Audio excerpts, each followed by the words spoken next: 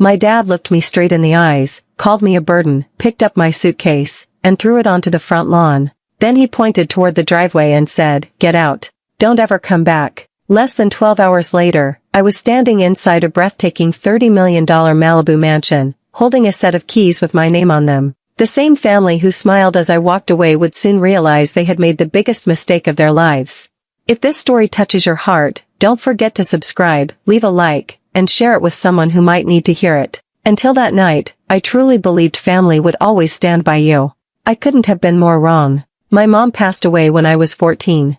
After she was gone, everything inside our home changed. My father, Gideon Vale, became distant and cold. At first, I told myself he was grieving, so I tried to be patient. I helped around the house, cooked dinner whenever I could, kept my grades up, and stayed out of trouble. No matter how hard I tried, nothing was ever enough for him. Every problem somehow became my fault. If a bill arrived late, he blamed me. If he had a stressful day at work, he came home angry and took it out on me. It felt like he had decided I was the reason his life had fallen apart. The only person who still believed in me was my grandfather. He always reminded me that my worth wasn't measured by someone else's opinion. Whenever things got difficult, he encouraged me to keep moving forward. But 2 years after my mom died, I lost him too. After his funeral, I felt like I had no one left. The night everything fell apart started with a simple conversation. My father found out I had lost my part-time job because the business had closed. Before I could explain, he exploded with anger. He accused me of being lazy and said I had become nothing but a burden. Then he walked into my room, pulled my suitcase out of the closet, and threw my clothes inside without caring what got damaged. I stood there frozen, hoping he would calm down. Instead, he dragged the suitcase outside and dropped it onto the lawn. "You wanted your own life," he said. "Go live it. You're not welcome here anymore." I looked around, hoping someone would stop him. My aunt stood quietly near the front door. My cousin avoided looking at me. Nobody spoke. Nobody defended me. They simply watched me leave. With nowhere else to go, I loaded my suitcase into my old car and drove until I found a grocery store parking lot. That night, I slept in the driver's seat. I cried until I had no tears left, believing I had lost my family, my home, and my future. Just after sunrise, a gentle knock on my car window woke me up. Outside stood 2 people dressed in business suits. One of them smiled politely and asked if I was the granddaughter of my late grandfather. When I nodded, he said words I never expected to hear. "We've been looking for you. Your grandfather left you an inheritance, and we're here to take you to your new home."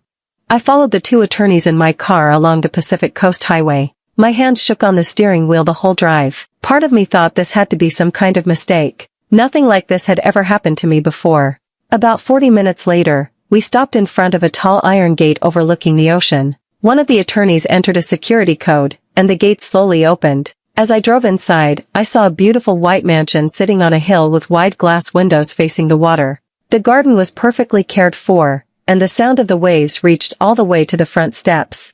I parked and stepped out, still unable to believe what I was seeing. The older attorney smiled. "Take your time," he said. "This property now belongs to you."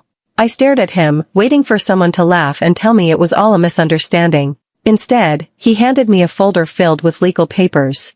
Every document carried my grandfather's signature. My own name appeared as the legal owner of the house. Before giving me the keys, the younger attorney reached into his briefcase and pulled out a cream-colored envelope sealed with dark blue wax.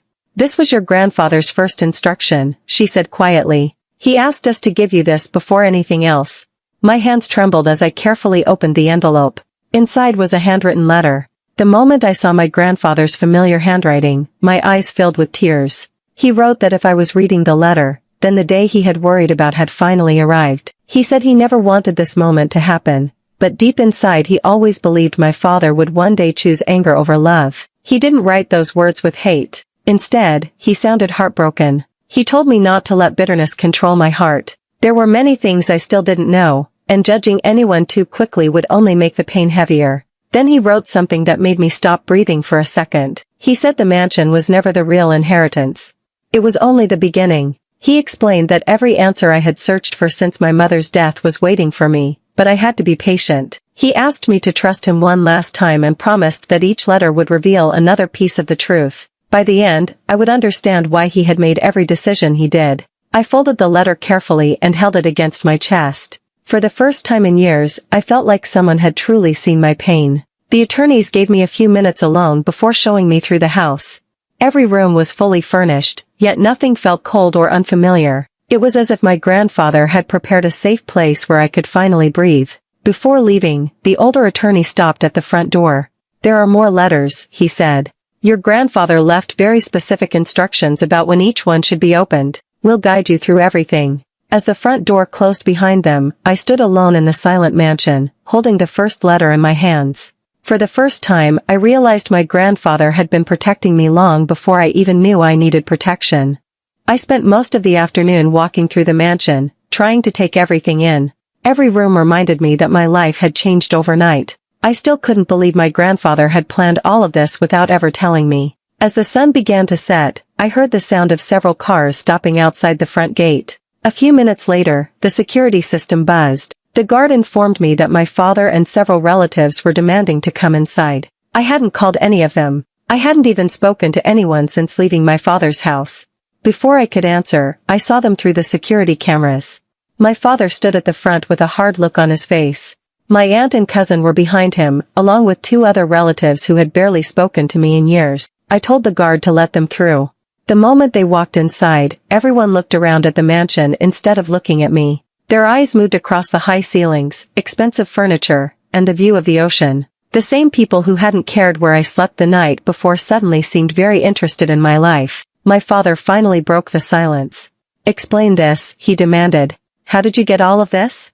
I calmly told him the truth. "Grandpa left it to me." He laughed as if I had insulted him. "That's impossible," he said. "You must have pressured him before he died. He would never leave everything to you." The accusation didn't even surprise me. One relative claimed I had hidden my grandfather's will. Another suggested I had tricked him while he was sick. They spoke over one another, each coming up with a different reason why I didn't deserve what I had inherited. Not one person asked how I was feeling. Not one person apologized for watching me get thrown out the night before.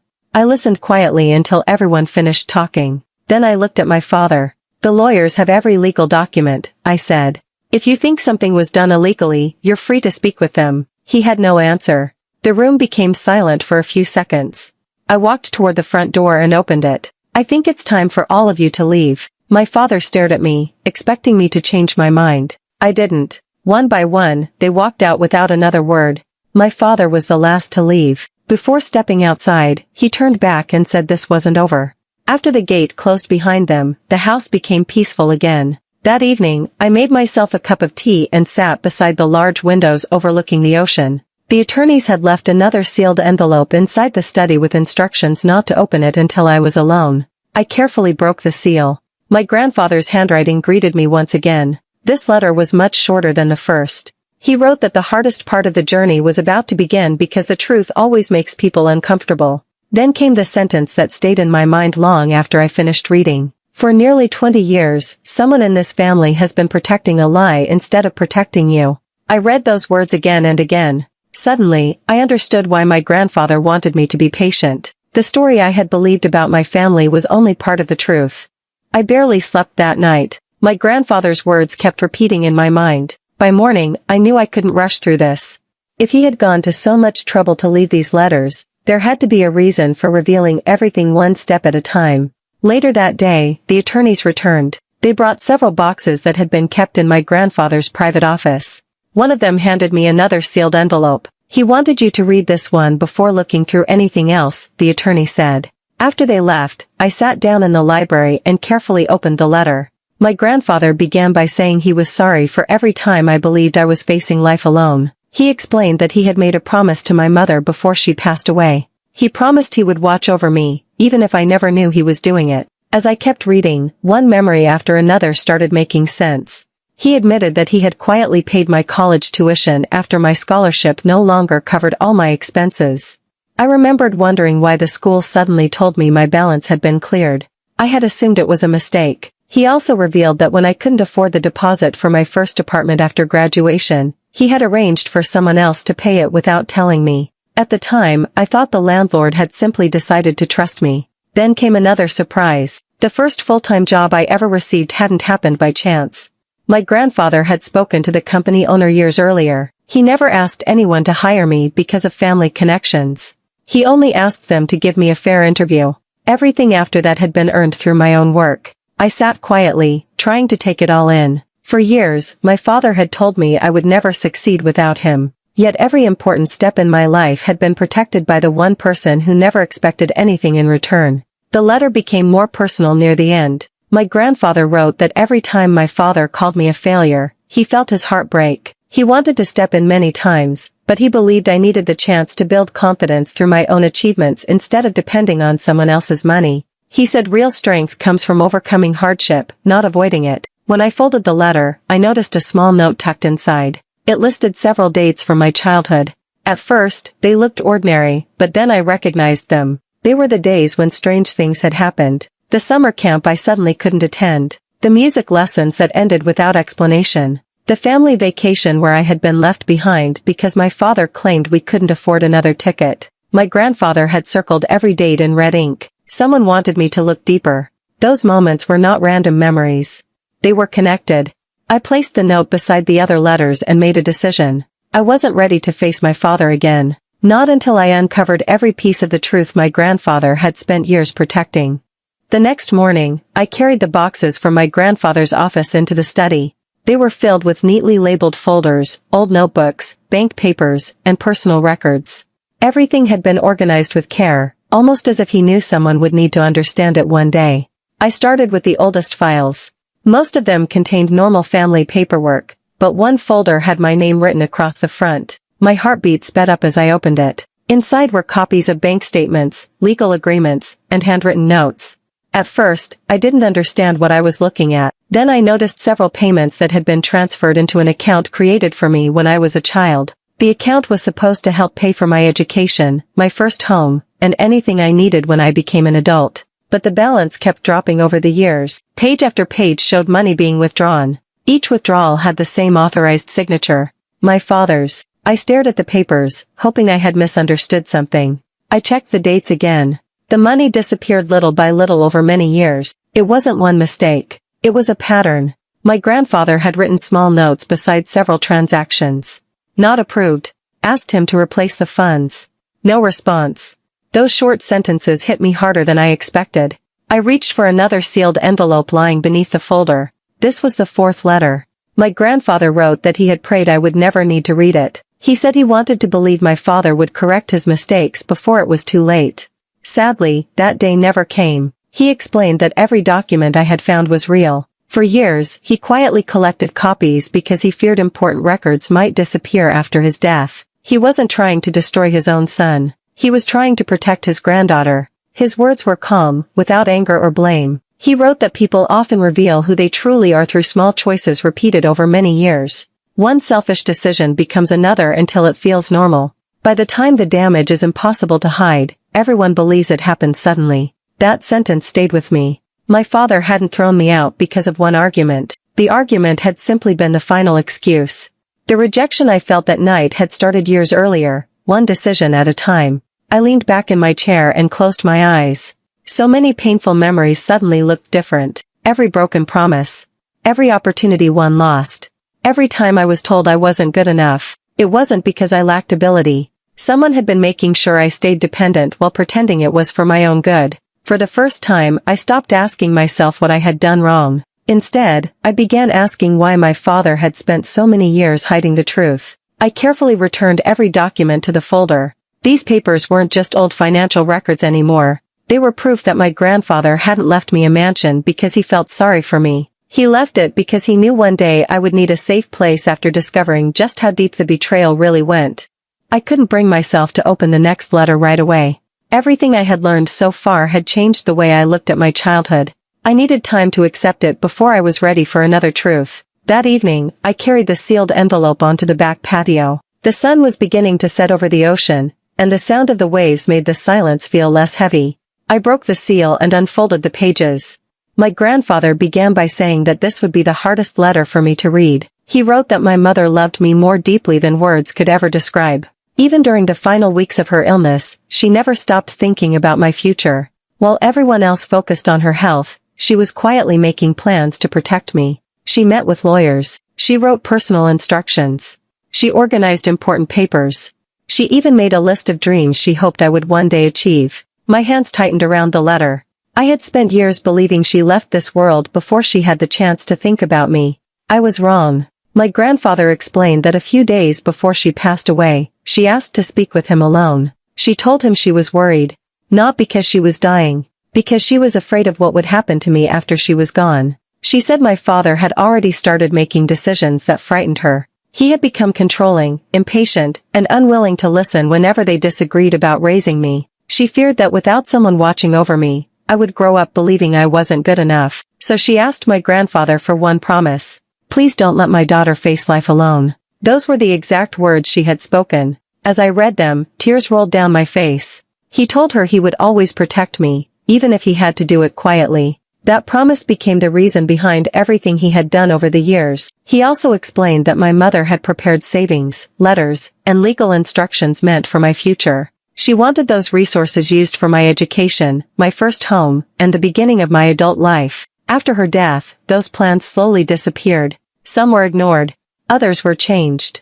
A few were never mentioned again. My grandfather spent years trying to preserve what he could without creating a battle that might hurt me even more. Near the end of the letter, he included something unexpected. It was a copy of a page from my mother's journal. Her handwriting was soft and familiar. She wrote that she hoped I would grow into a kind woman who never measured her value by the opinions of people who failed to see her heart. She believed I would face difficult days, but she hoped I would never mistake rejection for truth. The final sentence nearly broke me. It said, "If one day you feel alone, remember that my love didn't end when my life did." I held that page against my chest for a long time. For years, I had quietly wondered why my mother hadn't done more to protect me. Now I finally understood. She had tried. She had fought until she had no strength left. The people who were supposed to honor her wishes had chosen a different path. That night, I stopped feeling abandoned by my mother. Instead, I felt closer to her than I had since the day I lost her. And for the first time in many years, the emptiness I had carried inside my heart began to fade. The following morning, I met my grandfather's attorney and accountant at their downtown office. They had worked with him for many years, and it was clear they had been waiting for this meeting. The attorney placed several thick binders on the conference table. "Your grandfather wanted you to see these only after reading the first 5 letters," he said. I nodded, already knowing nothing inside would be easy to hear. The accountant opened the first binder and showed me records covering nearly 20 years. Every page was carefully organized with dates, signatures, and supporting documents. He explained that my grandfather owned several investments and properties. Some were meant to stay in the family, while others had been planned for my future. The problem was that my father had never told anyone the complete truth about those assets. Instead, he handled family business as though everything belonged to him alone. Whenever relatives asked questions, he always had an explanation ready. He claimed certain investments had failed or that properties had been sold years earlier. Nobody questioned him because they trusted him. My grandfather didn't. Whenever something didn't seem right, he quietly requested copies of financial records. Over time, he realized important information was being hidden. The attorney handed me another folder.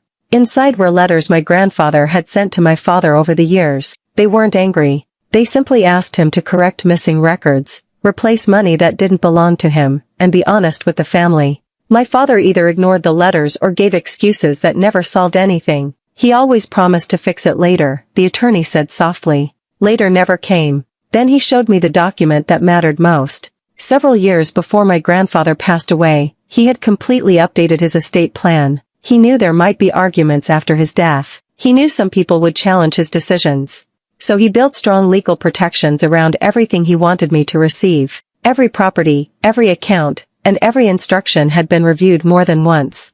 Independent witnesses had signed every important document. There was no legal way for anyone to change his wishes. My grandfather had thought of everything. The attorney smiled for the first time since I arrived. He loved you very much, he said. He wanted your future to depend on the truth, not on anyone else's approval. As I looked through the final papers, I realized something else. My father's reputation had been built on a story that wasn't true. For years, relatives believed he had carried the family through difficult times. They thought he had managed everything fairly and honestly. The records told a different story. Piece by piece, the image he had created was beginning to fall apart. I didn't feel happy about it. I didn't celebrate. Mostly, I felt sad. The man who had spent years trying to convince me I was the family disappointment had been hiding his own mistakes all along. When I left the office that afternoon, I carried only one folder with me. It contained enough proof to answer every question I still had. For the first time, I knew I wasn't fighting rumors anymore. I was standing on the truth. A week after my meeting with the attorney, the phone calls started coming one after another. At first, I ignored them. Most of the numbers belonged to relatives who had not spoken to me in years. Some even left cheerful voice messages, acting as if nothing had ever happened between us. Then my aunt called. Her voice sounded unusually gentle. She asked if we could meet because the family was going through a difficult time. She said everyone had made mistakes and that this was the moment to come together. I agreed to meet her at a quiet restaurant near the beach.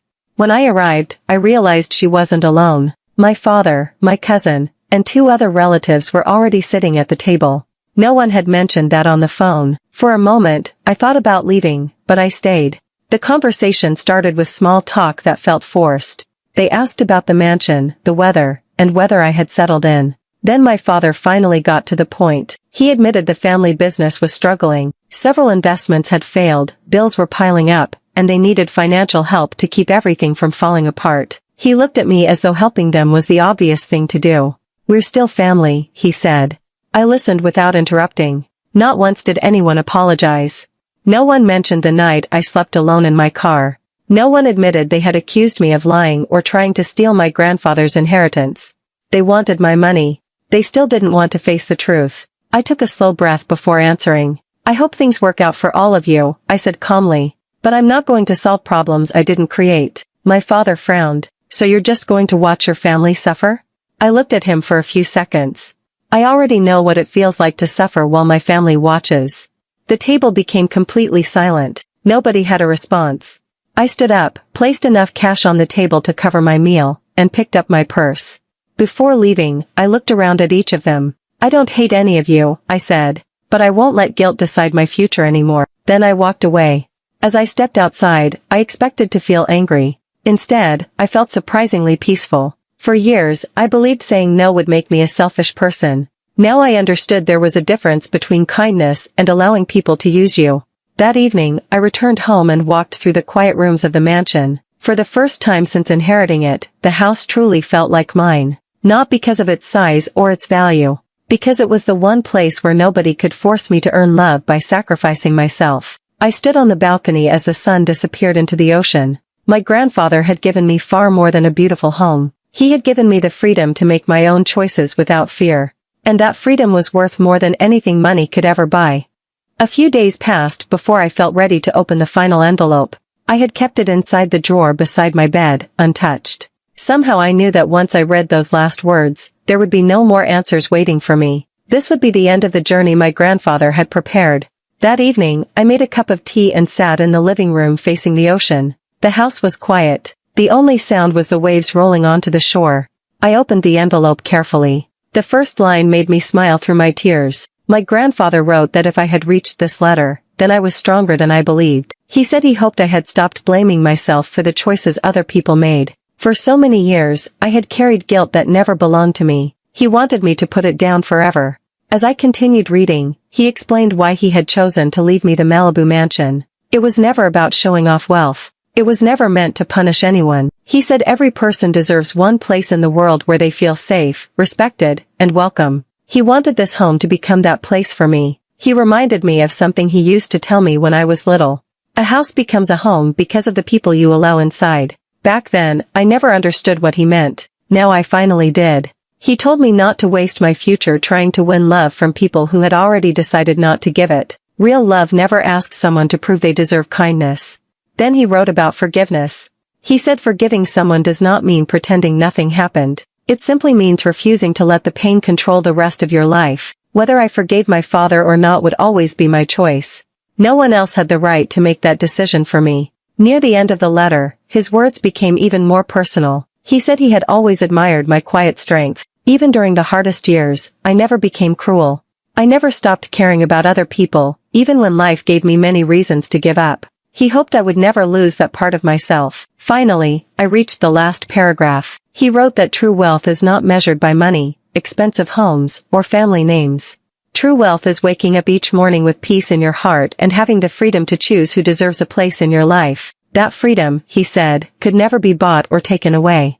I slowly folded the letter and held it against my chest. For a long time, I simply sat there watching the waves. The questions that had followed me since childhood were finally answered. I understood my mother's love. I understood my grandfather's sacrifices. Most importantly, I understood my own value. I no longer needed anyone's approval to believe I was enough. As the sun disappeared beyond the horizon, I whispered a quiet thank you. Not for the mansion. Not for the inheritance. But for giving me the truth before it was too late. For the first time in my life, my heart felt completely at peace. Several months passed, and life slowly found a new rhythm. The mansion no longer felt strange or overwhelming. It became a place where I could finally relax without waiting for the next argument or cruel comment. Every room carried a sense of peace that I had never experienced growing up. I didn't fill the house with expensive things. Instead, I filled it with simple moments that made me happy. Friends who had stood beside me during my hardest days came over for dinner. My elderly neighbor, who lived alone, often joined us for coffee. The staff who worked on the property became people I respected, not just employees. Little by little, the house became a real home. I also started supporting a scholarship program at a local college in my grandfather's name. I knew how much education had meant to him. If I could help even one student who felt forgotten the way I once had, it would honor everything he believed in. One afternoon, the front gate security called to tell me someone wanted to see me. It was my father. For several minutes, I stood inside the house thinking about whether I should meet him. Finally, I asked the guard to let him in. When he walked through the front door, he looked older than I remembered. The confidence he always carried was gone. He stood quietly, looking around without saying a word. After a long silence, he looked at me. I was wrong, he said. There was no anger in his voice. No excuses. No blaming anyone else. He admitted he had made choices that pushed me away little by little until there was nothing left between us. He said he had spent months thinking about everything that had happened and wished he could go back and change it. Then he asked the question I always imagined hearing, "Can you forgive me?" I took a deep breath before answering. "I don't want to spend my life carrying hate," I said. "So yes, I forgive you." He looked relieved for a moment. Then I continued, "But forgiveness doesn't erase what happened. It doesn't bring back the years we lost. And it doesn't mean things go back to the way they were." He slowly nodded. I think he finally understood. We spoke for a little while longer before he quietly left. As I watched him drive away, I didn't feel victory. I didn't feel revenge. I only felt acceptance. Some broken things can be repaired. Others can only be remembered. That evening, I walked onto the balcony with my grandfather's final letter in my hands. The ocean stretched out before me, calm and endless, just as it had the day I first arrived. I looked up at the sky and smiled. "Thank you," I whispered. "Thank you for believing in me when I couldn't believe in myself. Thank you for keeping your promise to my mother. Thank you for giving me a future instead of letting my past decide who I would become." The mansion was an incredible gift, but it was never the greatest one. The greatest inheritance my grandfather left me was the truth. Because once I finally knew my worth, no one could ever make me feel unwanted again.